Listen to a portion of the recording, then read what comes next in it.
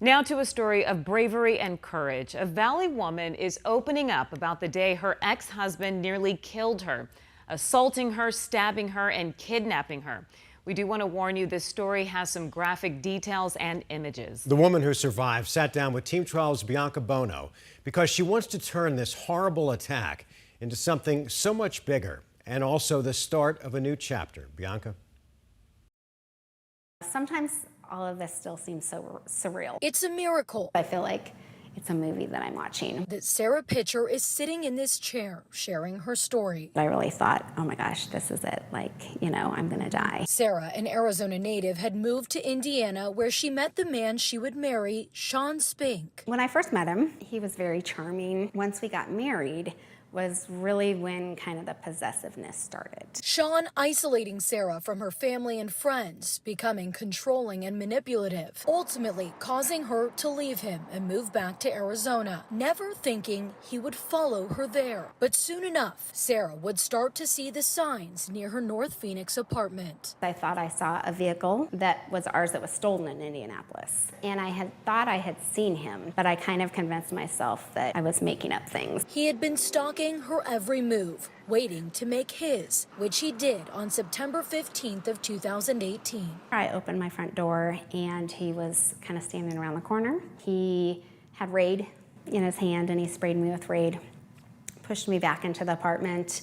I fell back on my back and he just got on top of me. Sean zip tying her wrists, sexually assaulting her, and trying to suffocate her with bags. A 3.5-hour fight for her life began. He stabbed me with the knife that I bought for his wedding gift. It said hubby Sean on it. And I didn't even see it coming because he had a bag over my face and was trying to suffocate me and was straddling me and was able to put the knife in my eye. Sean telling her his twisted plan to kill her, then drive off a cliff, ending his own life with her body in his car. I was able to convince him that I was miserable, that I wanted to be with him, and that I wanted to go die with him. And so that's really how I was able to kind of get away. They left in Sean's car. Sarah got him to drive through McDonald's for ice cream.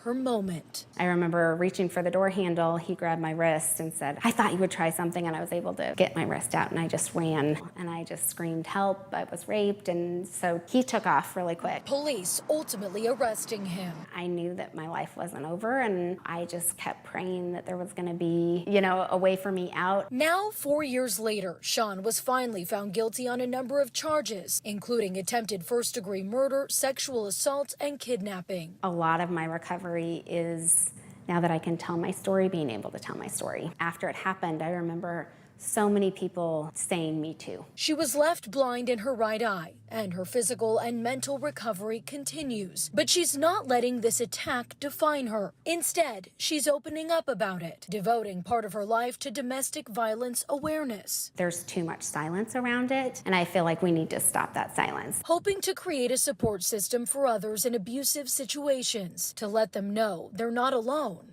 And there is a way out. And the more we tell our stories and the more we come out and say, me too, the more it won't be so present. And Sean Spink is scheduled to be sentenced on August 26th at 11 a.m. And Sarah's domestic violence awareness walk is October 15th in Apache Junction. You can find additional details on our website, 12news.com. We're in Phoenix. Bianca Bono, 12 News.